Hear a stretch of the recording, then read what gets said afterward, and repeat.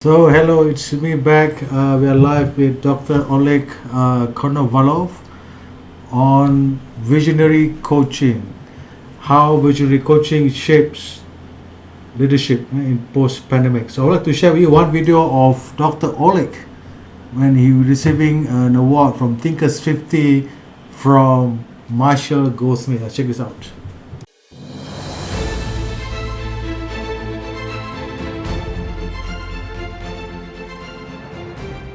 I'm here with Oleg Konovalov, #1 influential coach in the world in the area of social media.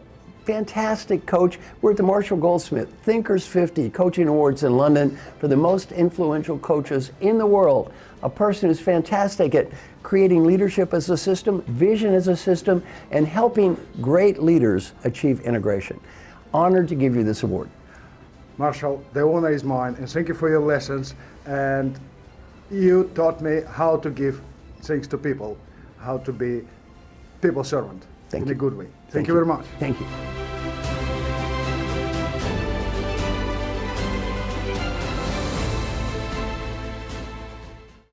Right, so I'd like to invite Dr. Oleg online. Hello, Dr. Oleg. Hello everyone. Hi Raul, thank you for inviting me today. Right, Thank you. pleasure.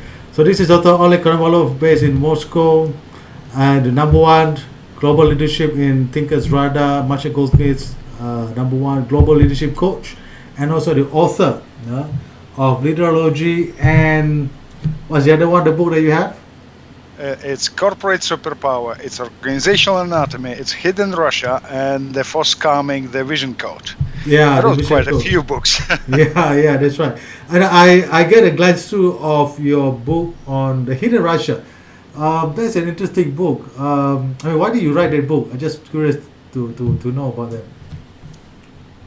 It's all about how much do we know about ourselves, how much we could improve and change, how different we could make our life and business, and what we could leave as a heritage to the next generation, which is also critically important. Right. All right, so let's come back to this. Thank you very much, Dr. Oleg. Thank you. So we're here today we have very short time, about 30 minutes. So we would like to understand a little bit more about your visionary coaching. But first, perhaps you can explain or share with the audience here a little bit of your background and what do you do to get where you are today. First of all, I came from very practical business. I spent many years in the international fishing industry. And so my aim is to find solutions to the most difficult problems which people face in business or in their lives. And the thing is, yes, I'm considered as one of the top global thought leaders, 100 thought leaders. And it's not about creating content, it's about finding solutions which people could apply immediately and make a difference. That drives me, that makes my life meaningful. Right. When I could present something to people and share it with them. Right, so talking about visionary, right? I mean, we know that in post-pandemic, particularly, that a lot of leaders are severely impacted, and they are also, I would say, try to retreat it back. In fact, in many countries, a lot of the senior leaders talking about protectionism, populism, right? But now you're talking about vision, right? I mean, what is a vision, and why leaders need to be visionary in the post-pandemic situation like now? Actually, the greatness of your success is much depends on the greatness of your vision. Actually, Hyrule, as you said, it's pandemic didn't make a difference. It's revealed a difference between true leaders and managers who pretend to be leaders. So therefore, those managers, they're talking about some kind of a past or getting back into the past.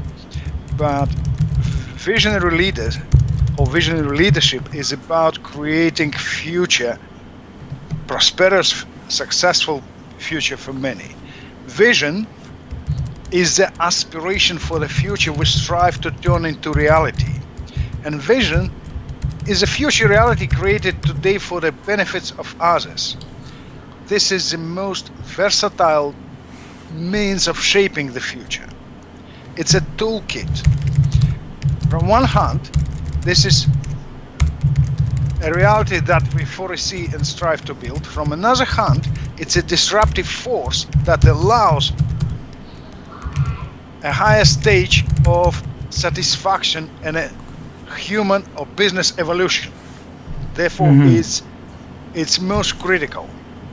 And being a visionary leadership, I would say easily, it's a meta skill of the 21st century. So it's for true leaders. Right. Yeah, I like to call on what you mentioned just now, Dr. Oleg, about the difference between a leader and manager is their vision, right? I think that's very insightful, right? A lot of leaders. So in other words, leaders does not necessarily CEO or top management, right? Is it possible that the CEO can also be a manager's like of thinking if he doesn't have a vision or she doesn't have a vision? No, for sure not. In most cases we foresee, and I would tell you, that we are living at the times of leadership blindness, because only 0.1% of modern leaders have vision. The rest are pretenders, right? Or some of them are really fair that they're clearly stating, no, I don't have a vision, right? So where they're leading people, what they do, and what kind of a future they're promising to their people is a big question. You see, CEO is a position where visionary leadership is responsibility and obligation towards people today and in the future, which is very, very different. Right. Many businesses are now really stuck and struggle because they don't know where they go. They're looking for problems around themselves, and we are really good at finding problems. And if we're looking for problems, we'll find them. Visionary leadership, it goes beyond immediacy. It's about finding solutions, which is very, very different. So CEO, visionary CEO, it's a gem. It's a gem for people, for himself. And this is, we really, COVID helped us to realize this, that we can't use old tools and practices to create the future. Right. This is incredible. It was incredibly helpful, actually, to show it what's most important. Right. That's a good point, Dr. Oleg. So I want to go on to the next question. What could happen when someone is like a vision, but they are in a position of power? If they don't have a vision, you mean? Yeah. If they don't have a vision, as we said, they are blind. But what's if I don't have a vision, how I would show your particular place in that prosperous future for which you will fight for? No. So I would be leading you only to the bottom line. But can you see your place in the bottom line? No. So I wouldn't get engagement. I wouldn't get your effort. I wouldn't make you attached to it. So it's about faking the reality. It's about faking the future. It's giving an empty promises, and that doesn't work. No one could build something on empty promises, and that is it's very costly. You know, in this sense, I'll give you a simple example. Right. Annually, we spent about $2.1 trillion annually on digitalization, for instance, now, right? Okay. So it's huge money. It's about 2 times GDP of Indonesia, or about 6 times GDP of Malaysia. But the brutal fact that only 1% of these investments have covered or exceeded costs. So we're just spending money, efforts, money. And business still have difficulty in understanding what they can produce and what is really needed for people. It's a blind approach. Do you understand me? So we are wasting a lot of money on something which is really needed, but we can't define it clearly because we don't have a vision. Right. So in other words, I like what you quote about on digitalization, Dr. Oleg. In other words, a lot of companies in leadership and management is only spending what they think they should be doing without having a full understanding where they're going. That's very dangerous, right? Absolutely. Or very opposite example, from our personal life. Right. How you would see a happy family where spouses can't define why they live together. Would be like a social exchange. Woman takes care of laundry,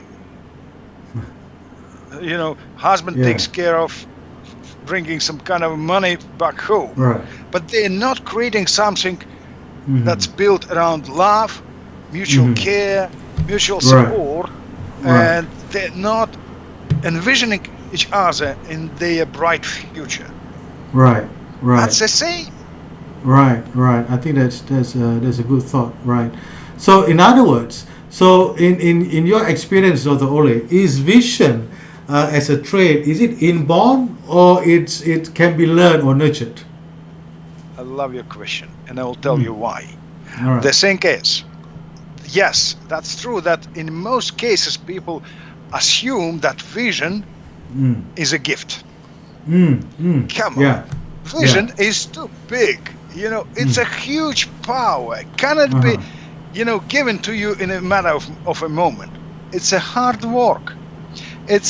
Vision is a hard work, and it's very structured work because it's about what do you really trying to solve, what you could really make a difference in this world. It has to be created. It takes years, or at least it takes a long while. For instance, I love the way David Katz, he is a founder, CEO of the Plastic Bank. The guy who created, he managed to turn a plastic waste which floats in the ocean into the currency. If he was looking for a solution how to clean an ocean, right? And he realized that if he would ask people who live on the shores of the oceans to collect that plastic, give it to him, he recycles it and give it back to the big guys who use it as recycled material for producing shampoo bottles and different stuff like this. And this has helped him, and he beats poverty in many countries now. He pays people for their schooling, for food, for medical insurance, for Wi-Fi, for everything. And he cleans thousands of tons of plastic waste. But it took him years to find the exact model, because vision comes when your conscious awareness of a problem you want to solve reaches its peak. And it must be really well supported by learning, listening to pain points, and it is about listening to your guts. It's about diminished ego, about your instinct, brought out, pulsing, and a full grasp of the environment. So it's incredible force which you create within you and then sharing with others. Right. And it becomes incredible. It's like this butterfly, which flaps its wings in the Amazonian jungle and the storm ravages across Europe. It's a difference that you create. Tell me, who was born visionaries? No. Only people who made them visionaries. Right. So in other words, Dr. Oleg, there's a good point that you brought up about that someone, the CEO who wanted to change the environment, and he was visionary enough to do that very early. One of the guys I remember is former CEO of P&G, Paul Polman. I think I like him a lot. I first read about how he wanted to invest in the environment, I think more than a decade ago. At the time, no multinational in the FMCG willing to do that, but now he's reaping the benefits out of that, Paul Polman. So, but the thing is, the vision. I prepared one question for you actually. How can someone young nurture this vision kind of thinking? Because often in the business environment, we always depend on the very senior people with experience and wisdom. And like you said, vision is not just a wisdom. It is actually can be learned by looking at the environment. So how can young people develop this vision so that they are more ready to take on the world in the future? First of all, as Carl Jung said many years ago, until you make unconscious conscious, you will call it fate. This is everyone's duty to make or define his life as meaningful and conscious, right? And look at the things. Vision does not have gender, nationality, or age. So you start growing self as a visionary from very, very young ages. Learn, listen, explore the world around you. Don't nourish your ego. Focus on way and how you want to add value to others. Look, all the famous visionaries actually started young. Elon Musk, Steve Jobs, Bill Gates, Nelson Mandela. All those guys, they started young. So it is a matter how consciously you're defining what kind of life you want to live. And whether you are a young graduate or mature expert, it's your decision. Vision is a decision to live meaningful life. So, you could do it as early you start thinking about, the stronger you will become. Right. I think that's very insightful, Oleg, on that definition of how someone can nurture vision. It's about how they can start providing meaning to their life and others. I saw one of your video, Oleg. You mentioned about vision is an emotion by itself. I think that's very insightful. But how do we sure that the vision we have is a true calling, or would it be just a wishful thinking about what's happening around us? Vision is exceptionally pragmatic. It's functionable. Illusion doesn't have functions. Dream, no functions. It's just a dream, right? But vision is very, very functionable. So manageable in terms of execution. So it must withstand viability test by satisfying 6 criteria of vision. It's stimulus. Act with people, act for people and for their needs. Scale, because vision doesn't accept the dead end. It always has a potential for extension. It must be simple, because if it's complicated, people would not understand it. Because vision actually is elegant thinking about complicated things. It has a spotlight, because being visionary or having a vision it's about responsibility. It's like being on a Broadway for 24/7 the spotlight, because you're responsible for people's lives. It's important. And of course, it's about scanning, because you need to see how the world is changing, what kind of a signs you could see on your creating your path to success. And of course, it's excitement and passion, because it's a strong emotion itself. And you should make your supporters a multipliers of passion. Because if I'm sharing my passion, it sparks the passion in them, and they're returning it multiplied. And that's incredible things. But of course, it has a seventh element, because it stands for the influence.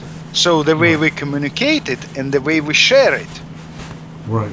And that is also very important, because if the vision doesn't speak, or if you're not expanding its influence, it's dying. Right. It must be supported and growing all the time. Right.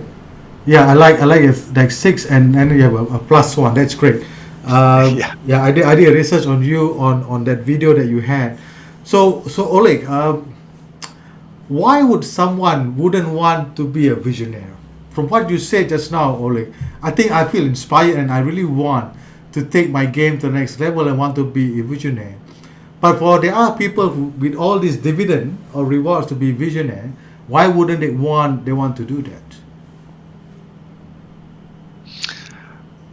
Our life is meaningless. This is our duty to make it meaningful, right?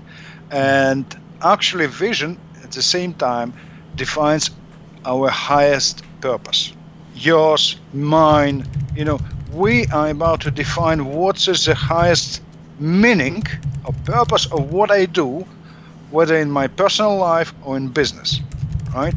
And it's the first thing, living meaningfully. Isn't critical? It is. It is about to making a dent in the universe. Because what happens? Think for a moment. When we talk about strategic plans, we talk about 25 years time period. When we talk about vision, we're talking impact on the next generation within 25 years. That's a huge difference. Right.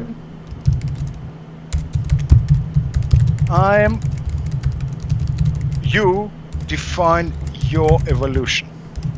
I define my evolution. Our vision or visions define the way we evolve as humans. And of course, when you're finding your vision and helping people to grow around you, you become replaceable. Right. You could, on a last moment, you could turn back and say, yes, I made it. I made a difference. It's not like, oh yeah, the future will come anyway. But it is a matter that the future wouldn't be satisfactory, because it's not something we're really prepared to accept, as we've not been involved in its creation. Right. I define what my tomorrow will be. And as I mentioned, it's probably the greatest heritage we could leave to our kids. That's his most satisfactory journey in our lives. Right. I think I'm inspired by what you said. I mean, the pause that you take, very interesting.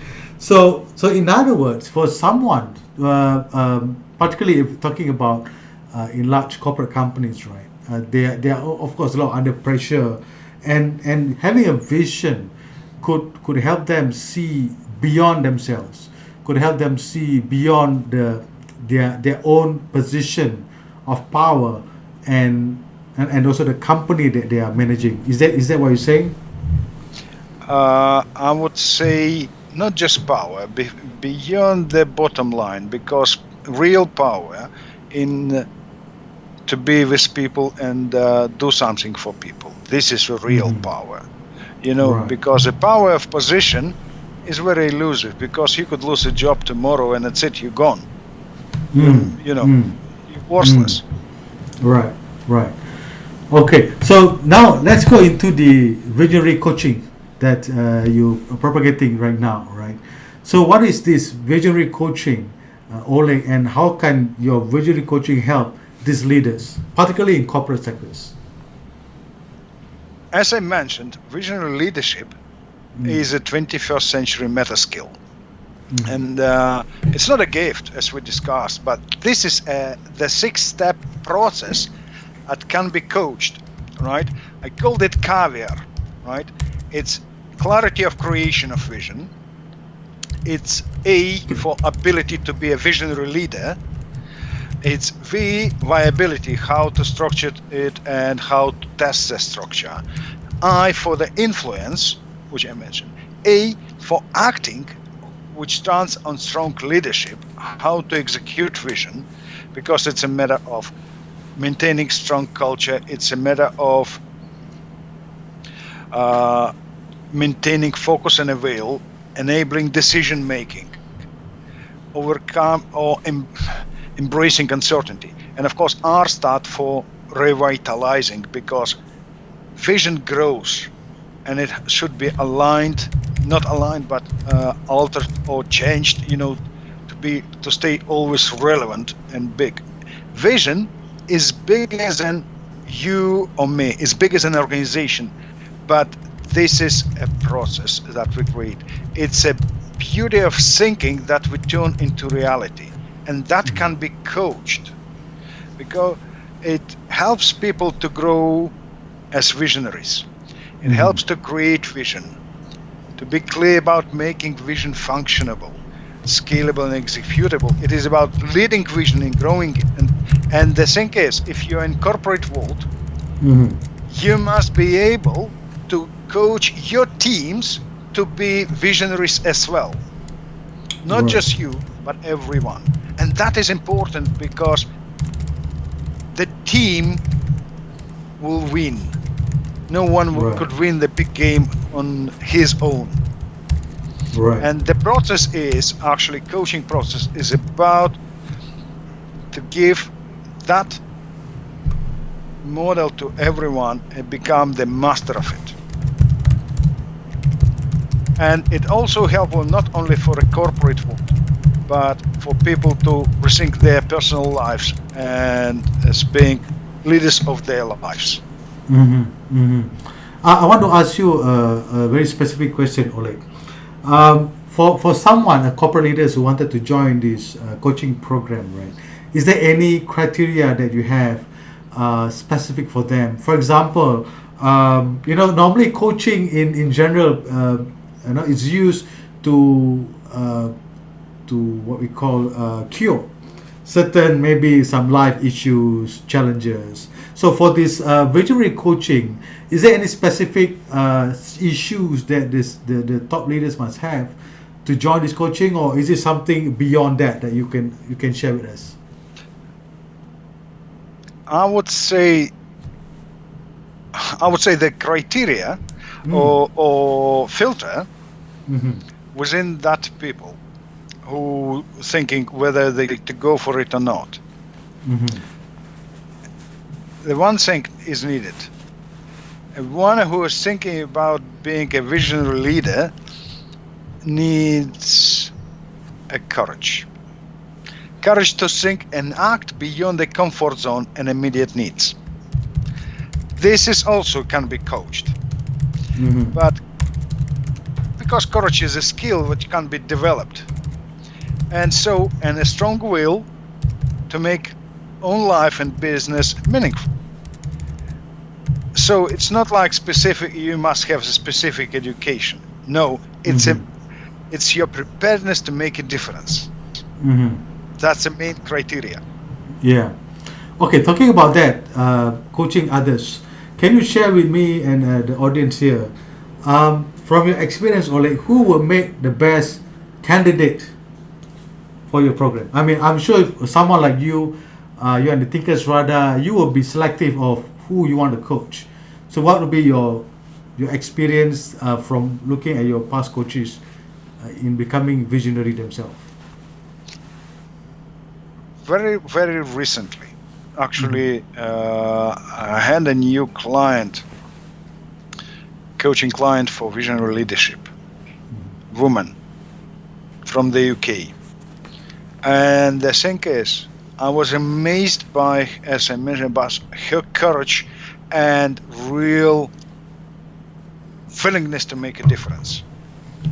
And that's the main criteria, as I mentioned. But what happens, and I'll tell you something I would answer your question slightly differently. There are 15 common traits of visionary leaders. 15. For instance, they thrive by finding solutions. They are able to make an impact in a matter of very short talk. They are using their mind purely for its purpose. So for deep thinking and developing ideas, not just for meaningless talks. They breed Venus.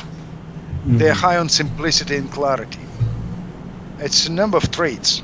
But what I have found that in most cases, or in majority of leaders, they show between 5 to 8 traits of visionaries. So we all have those traits in smaller or larger scale. So it's a matter of developing own traits to become a visionary leader. It's about to be prepared to change. Right. That's the main thing. Right. And if I see people who are looking only at themselves, being extremely egocentric, I would not take them. But if people thinking beyond themselves, I'm in. Right. Wow, that's fantastic, Oleg. That's very inspiring. So can you share a little bit more? How do you run this? Is it going to be a live session or recorded session with you? It's not recorded. I'm always do this in live mode because it's a lot of interaction. Because to become visionary, you must, or visionary coach, you must be visionary first. So I'm helping people to become so. This is 4 days course. Between 3 and 4 hours a day, depends on interaction. It's total between 12 to 16 hours. And then, of course, I'm creating now this some kind of an international community of visionary leaders where people could interact with each other and help each other, which is also important because you're growing and you need always, to feel your growing strengths. And so it's built on live cases, it's built on interactions, it's built on certain forms and materials where people are really learning about themselves and they're growing. It's about making a huge difference in a matter of a short time.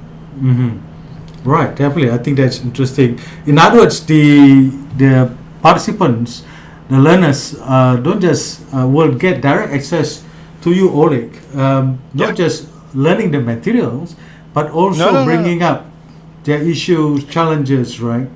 Full interaction. Yeah, full interaction, right? Yeah. And the groups are small, to allow that interaction. Right.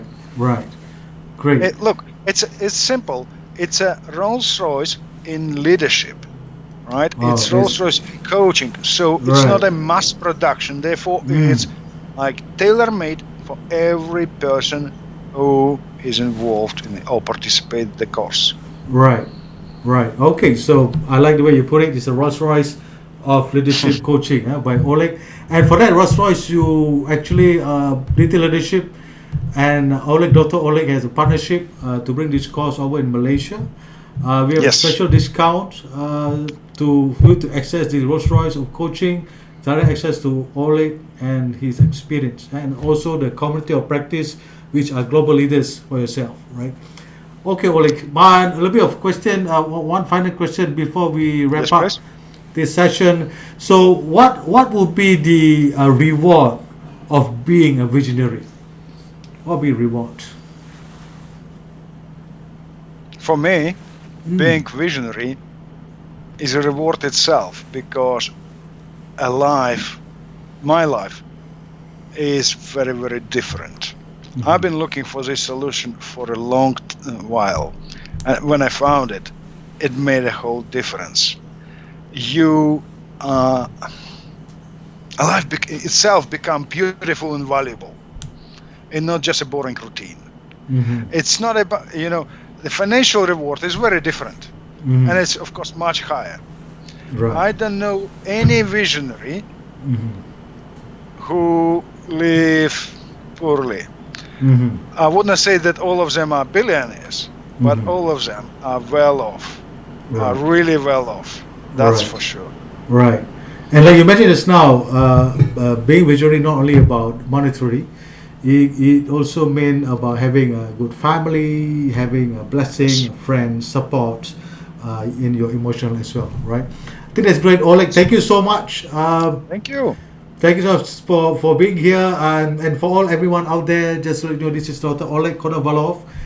He's number one global leaders in Marshall Goldsmiths and also Thinkers Radar.